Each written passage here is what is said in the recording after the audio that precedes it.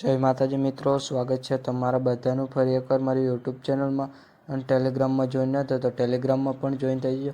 તેમાં વધુમાં વધુ મટીરિયલ મળી રહેશે.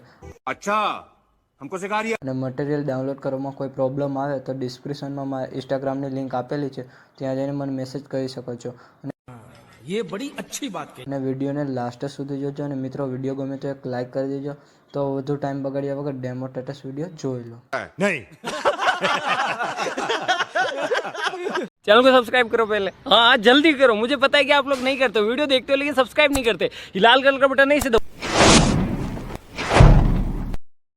म्यूजिक.